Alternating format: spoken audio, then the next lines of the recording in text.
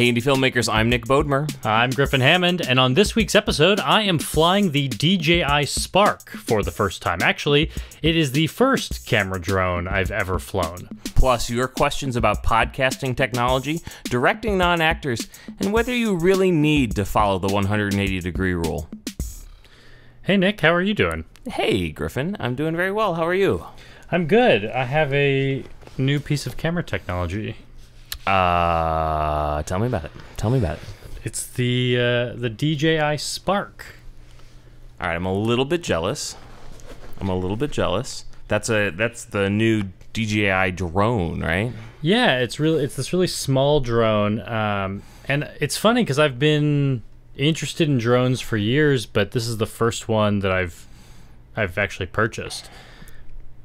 Yeah, I have always had a fascination with them. Up until very recently, I had a little tiny drone, not one with a camera, but one you could fly around inside or in your backyard. Yeah, I've had one of those like little tiny ones just to play with, but never a camera drone. I've been kind of afraid to get them because I live in New York and there's not really great spaces to do it. Yeah, that's why I liked this little lightweight one I had that was indoors. I had it for 2 years, and just recently, it flew away. Oh, jeez. Wait, did you hear that? I did. Does that mean it's a special alert? We have a special message. I just turned on the drone, and so actually I got like you could buy the drone. It's a $500 drone, and it has a camera and everything. But then there's like a $200 upgrade. Let me see if I have that right. It's it's a $700 combo called the Spark Fly More combo, and it comes with a remote control, and it comes with some propeller guards. It comes with a nice little bag, an extra battery. I think even some extra propellers. It also comes with like a battery charging system. It seemed like I'd probably need all that stuff. That makes a little bit more sense because I read about this thing, and my thought was, wait, you control it with your hand? You don't even use a remote, but you can buy an optional remote. Is that what you're telling me? Yeah, well, and that's what's so interesting about this is that you have kind of several ways to operate it. I suppose in gesture mode, where you're operating it with your hands, and that was one of the big marketing things around this drone, you would still need to activate it with your phone. So you can control it with your phone, okay. Yep. And then your hands can do some things. But then you can also control it with the remote. Well, that's very cool. Yeah, I would want a remote, but that's because I'm like an RC nerd, kind of. A wannabe RC nerd. Right. So I'm actually going to connect the Wi-Fi of my phone right now to the remote. Presumably the remote has like a better range connection for the drone. But it uses your phone as a screen? Yeah, so I can load up the DJI Go 4 app right now, and it's connected to the remote, and then I can actually start the flight from... Oh wow, I'm in it right now. I can see... I'll take a picture of this. I could see the camera looking at my desk, and then you can actually like put the remote... You can actually put your phone like in the remote. It like connects to it kind of. And let's see. I don't know if this will work on my tiny desk here, but I'm just gonna hit take off and see what happens. And that's how Griffin died. Blood and hair everywhere. Wait, and I should be rolling on this too. So let me switch to video mode. Push record. Oh, okay, and then I'll push the takeoff button on the app. Here it goes.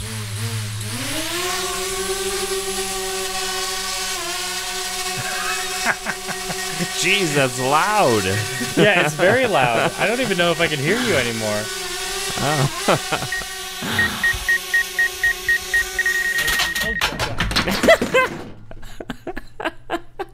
Of course I did that. And that's how Griffin destroyed his $700 drone. Good thing you got those prop guards. Did they help out there in that situation? Do you, when you fly it outdoors, does it crash like that? That's the first time I've crashed it. And so let's see. It's embarrassing. Did I have the I probably had the obstacle avoidance turned off. I did. So, handy tip, turn on obstacle avoidance before you take off. Well, here's what happened, is that before I ever wanted to take this... Here's what happened. Yeah. Post-mortem, let's break it down. Before I ever wanted to take this thing out into the world, I wanted to practice, of course, in my apartment. But my apartment is tiny, and so the first thing that happened when I turned this thing on is it has obstacle avoidance, which is pretty cool that it's sensing everything around it. In the app, it's showing you how far away it is from everything. But the apartment is so small that it's just always going... It's avoiding warning, everything. warning. And there was no way for me to like fly it down my 3-foot wide or 4-foot wide hallway that goes down the whole apartment. So if I just wanted to do anything in the apartment, I had to turn off the obstacle avoidance. Gotcha.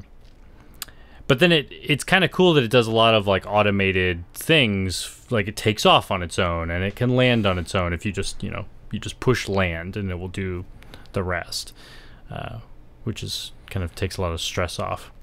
That's very cool. I kind of want one. I'm not going to lie. Yeah.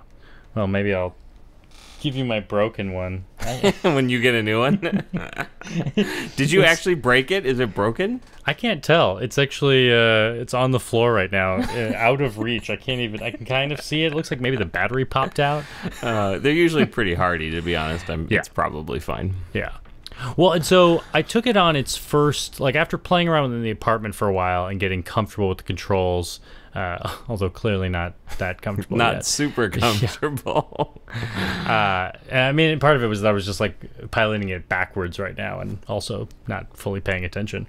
But when I took it outside, I mean, one of the challenges in New York is just finding, where's a place I can go that's safe and not people around. So I took it to this beautiful alley that I actually really like, but no one was there. It was early in the morning, and it wasn't windy in the alley. And I took it for my first real flight, and I'll show some video of that in the video version of the podcast. But one of the things I did after I got comfortable with the controls was I flew the thing right at my face just to see if it would stop. Why did you choose your face for the test? At this point, I was pretty comfortable with it. Yeah, clearly. What do you think happened? I think it stopped, or your face would be smashed. Yeah. It stopped. I had the obstacle avoidance on. In that setting, there was enough room that I could use those settings. Griffin, we will attempt this again, but forget the collision avoidance, and tragedy will ensue. So yeah, the thing just stopped. It made some beeps, and it was good. Have you tried the hand gesture control? I have, and I had tried it previously so this came out, or they announced pre-orders maybe a month ago while I was in Southeast Asia, and it just so happened that I was at a Panasonic event in Singapore, and someone like a DJI rep. It wasn't even a DJI person. It was just someone like a evangelist, an influencer that they gave the Spark early to, and so I was able to play around with it. He had one, and we were all trying the hand gestures. There's something like you put up your hands to like let it know you're there, and it like sees you and kind of gives you some feedback like, oh, okay, you're my pilot now. And I was able to do that in the alley. I threw my hands up, and it recognized me. But then I wasn't able to get any of the other gestures to work. Like you're supposed to be able to move your palm around, and you can make the Spark move left and right that way. I actually got that to work when I was in Singapore, but just in my personal test, it didn't work yet. And I don't know if maybe I didn't have all the settings on yet. Right, yeah. I imagine when it works, it feels like using the Force. Yeah. Control. Oh, yeah, it did when I first did it. In fact, I have that on my Instagram. There's like a video of me controlling it like that. See, I need to look at the Instagram more. I missed that one. Yeah. Well, and there's a lot. Kind of what's intimidating about this thing was right out of the box. Oh, something's beeping at me. I think the remote is telling me it needs to turn off. There we go. There's too many parts, and actually that's some of the confusion is like getting everything paired out of the box, because you can connect directly to the Spark with your iPhone or your Android phone through Wi-Fi. But then you can also connect directly to the RC remote, so all of these things need to kind of establish their connections. And then there's just a lot of settings. I've been shooting in automatic video mode, but you can shoot, you know, you can control the aperture and the shutter speed and the white balance, and then there's all these different modes it can be in. It can be in tripod mode, where it kind of, I think, moves slower, more gracefully. That's awesome. And it's got a gimbal on it, right, to stabilize the shot? Yeah, I hear it's not a 3-axis gimbal. I think it's a 2-axis gimbal. It is. It's a 2-axis gimbal, yeah. But my experience so far has been that the shots look pretty good. But it's the limitation is always just you as the pilot. I think you just have to learn how to fly gracefully. Do you think this is something you could use in a documentary project? Yeah, I mean, one of the limitations is I got the Spark, which is only 1080 video, so I'm not going to be able to use it on some of my upcoming projects that I know I need to shoot in 4K. Actually, I was joking with someone that I could just shoot 4 shots, and then we could just like fill the frame, mat them together. Yeah, that'll be easy. That's one way to do 4K with a 1080 camera. But I figured this would be a good one to play around with. In fact, I got a tweet question from Dan Abbott, and he was just wondering, like, why did I pick the Spark over the DJI Mavic? And I will tell you, Dan, it's because Griffin is a cheapskate. Well, it is half the price. I think it's $500 for the Spark versus $1,000 for the Mavic. Yep.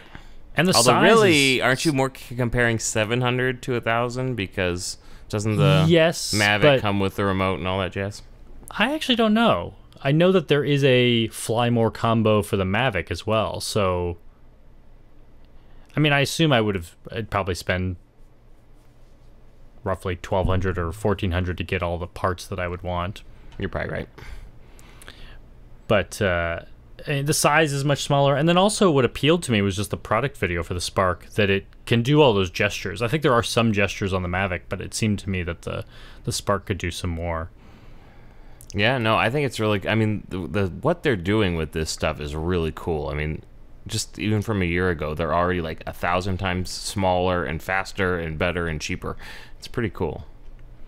And yeah, I just knew I needed to eventually get into this, so the price point for this one was just appealing enough that I could try it, I could learn with it. And maybe it's not the thing I'm going to shoot all my professional projects with, but I know I need to learn this skill set. But the camera, I feel like the camera on it, I mean, the beauty of a drone is that the movement is what makes it beautiful, but I feel like the camera alone looks, you know, it's not even as good as an iPhone camera. Yeah, I think it's just small sensors, so everything's in focus. I mean, I think the iPhone camera is great, but this to me kind of looks like if you had an iPhone attached to a drone, that's what you'd get. So you're saying in a year we're going to see Griffin with a Epic Red hanging off of an Octa copter. I mean, it's not like I'm getting like shallow depth of field on this camera. It's a small sensor. There were some moire issues when I was filming, you know, like things in the city, bricks and... But you could use it, like, say you're shooting some sort of corporate video or something, great for like an establishing shot or something like that, right? Yeah, I mean, I think it has some visual limitations, but what is always so appealing about a drone shot is just that it's such an interesting perspective and very interesting movement. And I think that will always trump the quality that you're getting.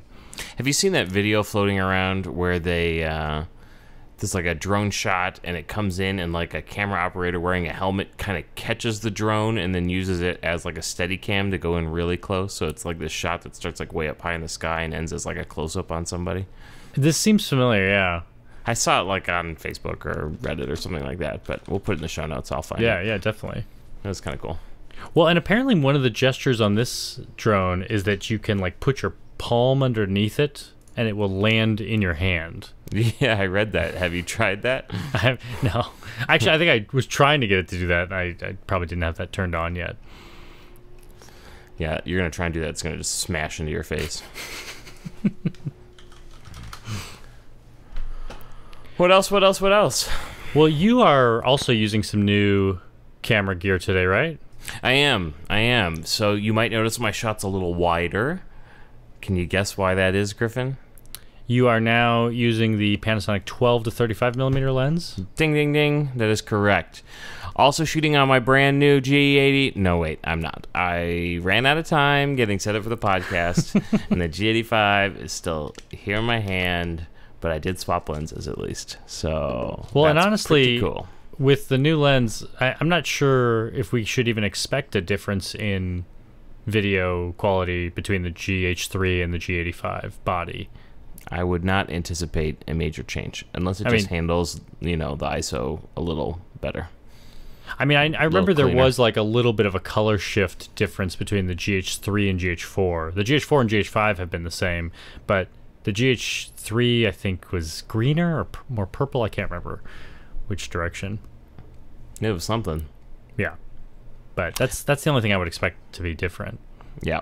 So I did walk around with it. I haven't used it a ton yet, but I shot like a home movie of my kids playing at a splash pad, which is my first 4K film, which was kind of fun. 4K looks amazing. Yeah. But I've gotten so spoiled, so I can only do 4K in 24, and then I tried to do some slow motion, and it just didn't look very good. So can't use that for slow motion stuff. That's going to be the only downside. Are you saying it maxes out at 24, or can you go up to 30? Maybe I can do 30 too. Yeah, and I think you're just saying you can't do like high frame rates. I can't do 60. Yeah, exactly. I'm going to go look now just to make sure. Speaking of lenses, did you notice that last week my shot was out of focus? I didn't until I saw the comments berating you thusly, which I always appreciate when you screw up and not me. Well, it's one of those things like on the small LCD a few feet away from me, it looked fine. I'm not sure how I messed it up. I must have focused when I was closer and then moved a little bit farther away when we actually started shooting. But when I loaded in the footage, I was just like, oh, come on, this is terrible. So you noticed right away when you were editing, obviously. Yeah, and it wasn't even like just a little bit out of focus. I mean, sometimes that happens where you're just like an inch out of focus. This was like a few inches out of focus. And I was like, oh man, badly out of focus. Yeah, and how did I screw this up? You did some post work to try and save it a little bit. What'd you do? Yeah, well, what I found, I mean, we even talked about this in episode. Let's see, was it episode 10 of our show or episode 5? I can't remember. Let me look. Oh yeah, it was episode 5 of our show. We did the 10 worst video mistakes we've made. Yep.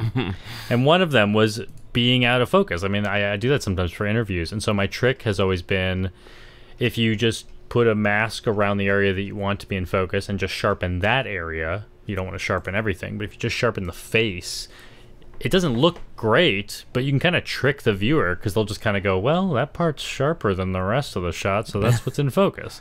Yep. And if you're really just a looking, soft focus. If you really look, you're just like, something's wrong here. The quality's a little bit off, but I think, especially if you're watching this on mobile or something, you probably wouldn't notice. Good thing it's a podcast, which you should listen to in a podcast player. I sure hope today's shot is in focus. I know, right? I'm like double checking mine. I'm like, it looks in focus. Well, now that we've crashed a drone in this episode already, yeah, which is good. We've established that we don't always shoot things in focus. Now that we've established that we are video professional experts, let's answer people's questions. And I'm going to jump right in with a question we don't have listed. I recently put up a couple of videos that I'm delivering to a wedding client. I'm wrapping up kind of the last of my wedding events. And put them up last night, sent the links to the client, was feeling happy that I got some stuff done. And then I started noticing there were comments from who I assume is this audience, with very good positive critiques. Focus was a little soft in places, things like that. Unfortunately, it was the exact link I just sent to the client and perhaps did not want my audience's excellent critique on the product they were viewing for the first time. So I did disable comments on those videos. And so if you are one of the people who left a comment, my apologies. I was not trying to silence you. I just was going to keep the helpful critiques away from my client who was viewing it for the first time. Right. Very different audiences. Yes. The filmmaking audience and the client audience. Anywho, but we do have a YouTube comment from Kaz TV. Wanted to know, what software do you use for the split screen that we're in right now? And this is a question we get a lot about, like, the technology we're using to create this. But I think a lot of people are assuming that we are doing some sort of live. We've got a microwave link. I beam my video to you. You've got a switcher in front of you. That's not true. Oh. That's what you told me. And we're not using, like, Wirecast or something. We're not using, like, a live piece of software to create what you're seeing right now. We're actually just talking to each other on a phone call. That's why you're seeing our headphones. Filming our own shots, putting them together in Final Cut. Recording our audio separately, recording our video separately. So yeah. in the end, we have 4 assets. We have 2 separate video files and 2 separate audio files, which I say we, really it's you, sync and edit in Final Cut Pro 10. Yeah. So we're able to get good quality. You don't have to experience, like, buffering or something, because... So for this wedding project I just did, I had somebody else actually shoot it for me who was in state, since I'm out of state now. 120 gigs of video from that wedding. Do you know the fastest way to transfer that much data is? Send a hard drive in the mail? That's right. I Amazon Primed a 128 gig USB flash drive, like $28. Oh, wow.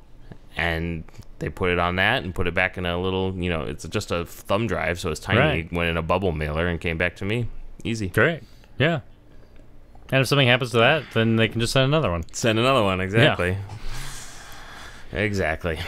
Well, and we got a second question. This is a Facebook question from FIFA Liana, who was also asking about the podcast, and just making the joke that we could just be using Skype, like, because we are always complaining that we can't see each other. And he was like, myself. He was like, they make something called Skype where you guys could see each other while you do the podcast. Really? Tell me about this Skype.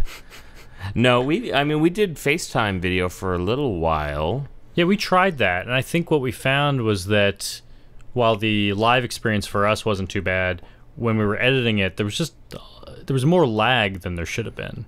More delay in hearing each other, and so we would step on each other's comments more and things like that. So it just seemed like doing a phone call version of this worked better for lag, and then you are getting a better podcast experience. Yeah, and I guess to be very clear, it's really not actually a phone call. It's a FaceTime audio call, which we have found to be the highest quality, lowest latency audio connection for 2 people. Now, if you are doing like a podcast with more than 2 guests, I think Skype is pretty much the standard. Although I don't think most people don't use video there. But and the only downside of this is that sometimes it would be nice to see you, because sometimes we don't know who should talk next. Yeah, you can kind of tell when somebody's getting ready to interject something if you're looking at them. But yeah, I just have learned to just start talking when I want to talk, and Griffin is weak and shuts up. It's not true. That felt mean. Yeah, no. All right. We've got a YouTube comment from Zach, who says he's been watching all of the Hey Filmmaker podcast videos, and he has. Thank you, Zach. Yeah, and I like the HIFM acronym he's coined here. I don't think I've seen that used before. I usually abbreviate it as Hey.film or like HIF for Hey Indie Filmmakers, but he's actually added an M for makers. It kind of reminds me of AFHM. AFHV. That's it. What is that? Come on, man. From your past. Classic television program. What? America's Funniest Home Videos. No? Just me? Okay. Anyway, he's looking for some advice, Griffin, so let's move along, okay? For some reason, I thought they abbreviated that just AFV. God, maybe you're right. I don't know. Griffin, Zach wants to know. He's been doing interviews and was wondering, how do you prepare and direct people who aren't actors and are camera shy? That's almost exclusively who I deal with. You never get to deal with real actors either. No. But I also don't direct anybody, so. Almost everyone is bad on camera. Not me. I tell great jokes about America's Funniest Home Videos. Sorry. I mean, most people don't have much experience on camera, and so, especially like the CEO of a company, when you're interviewing him or her for the corporate video that you're making, they're never good on camera. So I think you just have to you have to recognize that they're never going to be great right out the bat. So you have to give them some good direction, get them comfortable with the camera first of all, before you can even tell them what to do. Just they need to get comfortable with the idea that there's going to be a microphone in their face and a camera on them. So I think if you can kind of turn everything on and start rehearsing the act of how they're going to speak, where they're going to look, let them know they're going to look at you and kind of ignore everything, just look at me the whole time, and just get them to start talking about something, even if it's like what they had for lunch that day. I think that can usually help. You have any other suggestions for camera shy people? I mean, I think you're exactly right. Getting them to start talking is the key, and probably getting them to start talking on topics that are not what you're looking for, or save the good stuff for last and just get them comfortable, and then ask them the questions that are going to prompt them to get the stuff that you really need.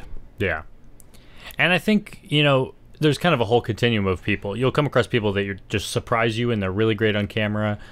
Most people are a little bit awkward, but they'll get okay. And then some people will just never be good. like you keep trying different things and it's not working. So you always have to have kind of a backup plan of like, well, if this interview is really important, but it's just not, for some reason, it's just not working. Maybe you can do it all audio or something. Just have kind of in the back of your mind, what's like the alternative version of this I can get. Maybe we turn all the lights off and we just do it on a microphone, and that's much easier for them. And do you feel like with editing you can make someone who was not very articulate sound much better? Yeah, definitely. I mean, I often take out ums, and especially with someone like that who may have a lot of trouble on camera, maybe that's a situation where you should be shooting with 2 cameras. So you have lots of coverage to edit things out. Even if you don't have B-roll, you can always cut to the other camera and kind of pretend like you didn't just cut out 10 seconds of stammering. So if you're doing an interview, how do you, you got your normal rule of thirds shot, right? Yeah. What's your secondary angle usually? Like a side profile thing? No, I don't really like side profiles that much. That I always feel like that was kind of like the MTV look from 10 years ago, was like the close-up handheld profile shot. For some reason I never liked that. I almost want 2 shots that are roughly from the same angle, but just one is a close-up and one is a wide shot. So could you fake that if you only have 1 camera with just a punch-in? Yeah, you could. Like if you're shooting in 4K, it doesn't look as good. I prefer there to be like a slight angle change, even if it's just like slightly up or down or slightly to the left or right. But generally, I kind of want the same angle. Or you could cross to the other side, I suppose. You could cross the axis, and now they're looking the other direction. The axis being where their nose is pointing? Yeah. That's what I'm thinking, yeah. Okay. Makes sense. Let's see. Our next question, actually our next several questions, I think we have 4 questions that all kind of touch on similar topics of shutter and filters. So the first one is an email from Mike, and he's just wondering what happens if my shutter is more than double the frames per second, because we often talk about the 180-degree rule, where your shutter speed should be twice as fast as your frame rate. But he's saying, what if it's even faster? He often shoots outside in the blazing sun, and he wants nice depth of field, so he's not going to close down his aperture. He wants to speed up his shutter a lot. And he says even with an ND filter, maybe his ND filter is not very strong, he still is using a very fast shutter. And he's okay with the image. So he's wondering, is that okay? No, not okay. Throw it out. Just quit while you're ahead. No, this happened to me this week. Like just yesterday, like I said, I was out shooting my first 4K film of just my kids running around at a splash pad, and I don't have an ND filter, and I was shooting at like f9 with ISO 200, and I still needed a shutter speed of like 1/500th of a second. Yeah, and I noticed that I could tell your shutter was fast. Yeah, very crisp, which actually kind of worked for that little quick home movie-ish film, I kind of thought. Am I crazy? Yeah. Well, and this is a realization I'm coming to, is that I've been preaching the 180-degree rule religiously for years, that you should follow this rule.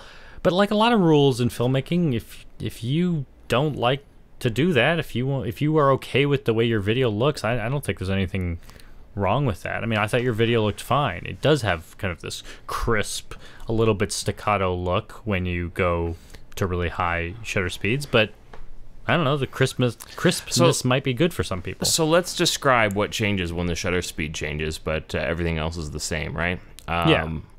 So in a situation where you're comparing a shot with an ND filter with a lower shutter speed and without an ND filter with a higher shutter speed, where you're getting the same exposure, let's say you have a static shot of the countryside. The camera's not moving, nothing in the shot is moving. The shots will look exactly the same. Correct? Yeah, if nothing's moving, presumably it should look the same. So where the shutter speed changes, the visual is in motion, either the subject's motion or the camera's motion of the whole frame.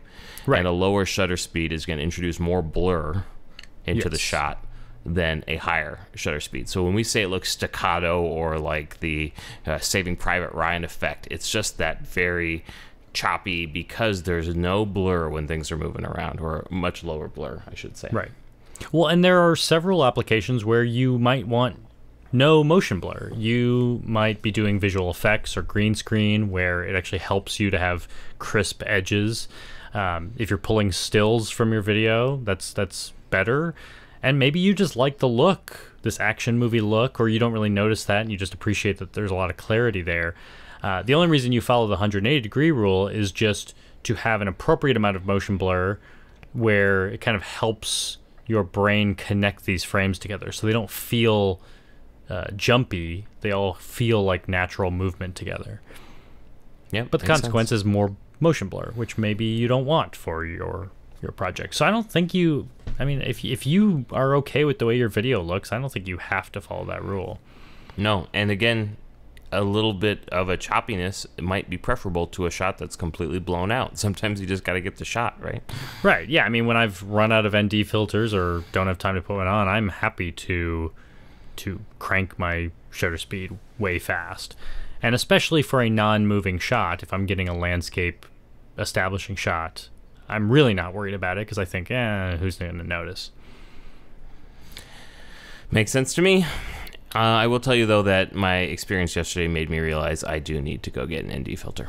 Yeah. For shooting children outdoors.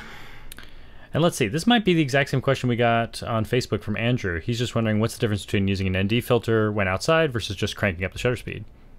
There you go. Andrew, enjoy the previous question's answer. And then this email from Morgan is similar. He, first of all, says he loves the podcast and says that we are often dropping knowledge bombs. Do we know it's a he? Yes. Oh, okay. And Morgan has a Canon T4i and a Blackmagic Cinema camera and is in the market currently for a 0.9 or a 0.9 ND filter, which is one that I use. In fact, that's what I'm shooting with right now.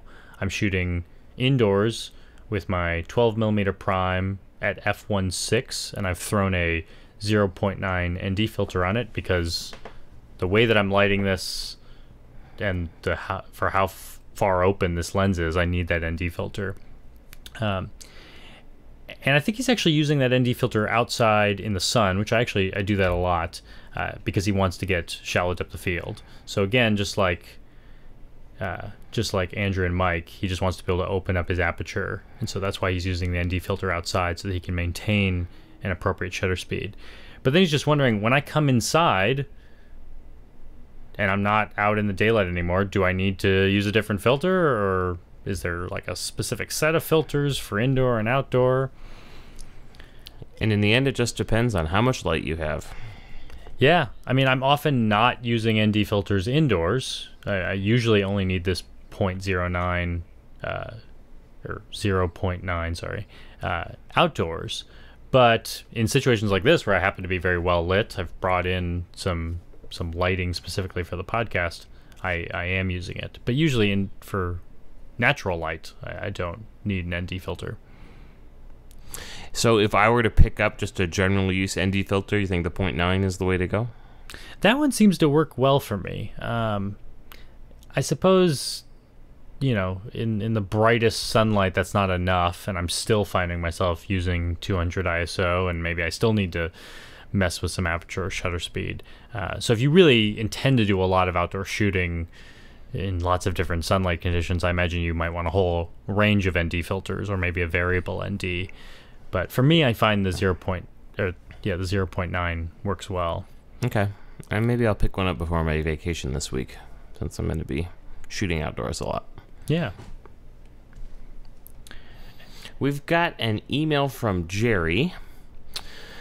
He's asking a question about time lapses. He's experimenting shooting a sunrise, and he's having some problem with exposure. Is it a common practice to make very small incremental adjustments to your aperture during the shoot? So he's saying, he's shooting one frame every second, and that's not enough time to change ND filters or do anything in between. So what do you do, since the lighting is changing so dramatically in that situation? This is actually something I've struggled with, because I don't know exactly how the professional photographers who do a lot of these beautiful sunset time lapses are accounting for that. I've always just had everything static. He points out you don't want to change. You can't change an ND filter in the middle of a shot. I think I've even tried to do, in my early days of doing time lapses, I think I tried to change the aperture every once in a while, thinking maybe I could go back and kind of color correct so you wouldn't notice the steps in aperture, but of course that was a failure. I mean, if anything changes, if you move the tripod or the camera moves or you change the focus or the aperture, it kind of ruins the effect. Yeah, I guess I don't know. I mean, dynamic range is certainly an issue. So if you want a realistic dynamic range, you're just going to have to pick an in-between setting that's probably too dark at the beginning and too bright at the end, and just find a piece that works. Could you shoot something in, say, Aperture Priority and let it determine the shutter speed as it takes each shot? I've tried that, and it may be that you just need to find the right setting for Aperture Priority, where maybe it's a slower step or it's less sensitive to changes. But anytime I've tried to do Aperture Priority for time lapse, it seems like it jumps all over the place, especially when it's not smooth. Yeah, most of my subjects have a lot of light changing, like if clouds are passing over, then the sun is changing. So you get bright frame, dark frame, bright frame, dark frame, yeah. So that hasn't worked for me, but I imagine there's two ways that you could probably do this pretty well.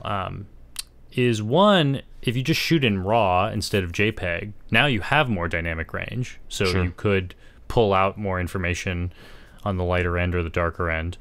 Two, and I wonder, I actually don't even know if photographers do this, but it seems like something you should be able to do in time lapses, is bracketing. You know what bracketing is? Yeah, it's where the camera will fire multiple shots at, half a stop underexposed, properly exposed, and half a stop overexposed. Yeah, I mean, if you set up your camera to bracket, take photos, if every exposure you actually took two exposures, you set the camera to take one shot that's a little bit brighter and one shot that's a little bit darker. I almost wonder if you could start the time lapse in one exposure range and kind of dissolve into the second range. Oh, I see, because they'd overlap. Yeah, I was going to say, how would you transition? That would be jarring, but I see what you're saying. Can you do a fully manual bracket, or can you only bracket when you're in one of the auto modes? I don't follow the question, sorry. Well, so when I think of bracketing, I think, the camera has to be doing some sort of calculation on its own to do the bracketing, because it has to know what exposed is and what's slightly under or slightly overexposed. So I would assume you could do a manual bracket. Just set, I want you to take one at f2, and then I want you to take one at f4. Yeah. Okay. Yeah, that's interesting. Although you probably would want to do it with shutter speed, not aperture, right? Because aperture is going to adjust the depth of field. Yeah, but also your shutter speed changes the amount of motion blur, so... I mean, maybe you want to do this with ISO. No easy solution to this, I guess, is what we're not coming up with much. We might have to do some research on this. Well, that's kind of the funny thing is, and for people that are new to cameras, it can be confusing that you have three ways to control exposure: your ISO and your aperture and your shutter speed. But of course, each of them introduces a different artistic effect. You have aperture affects depth of field, shutter speed affects motion blur, and ISO affects noise level. So you could use all of these things to change exposure, but they all change the image in some noticeable way. Yep, and that's where the art is. Yeah. Well, we did it. We answered the questions. Yet again, we did not run out of questions. Thank you, everyone. Although we may have lost a lot of credibility today. Drone crashing, America's Funniest Home Videos. It really didn't go very well, did it? Yeah. Here, you tell them what's happening next week, and I'm going to see if I can find my drone on the floor.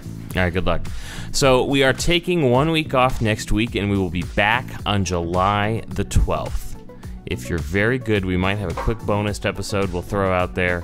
But I'm going to be on vacation, and it's time for a 1 week break. Yeah, it's something we've done every 8 episodes. This is actually our 24th episode of the podcast. Hey, that's 8 times 3. So we'll take 1 week off, but we will be back on July 12th. For season 4 of Hey, Indie Filmmakers. Hey, I got my drone. All that happened was the battery fell out, and the blades look fine. Fire it up. Let's see. Okay, we turn it on. Can you hear that it makes like... Yeah. It's quite the noise. I guess I kind of scraped the propellers, but it just looks cosmetic. I kind of like got some markings on them. But now I don't want to start it. All right, well, maybe we'll sign off. We'll sign off for now. Okay. Hopefully we'll be back on July the 12th if Griffin has not crashed the drone into his face. Right, yeah. Well, thanks for listening, everyone. We'll talk to you later. Bye-bye. Bye.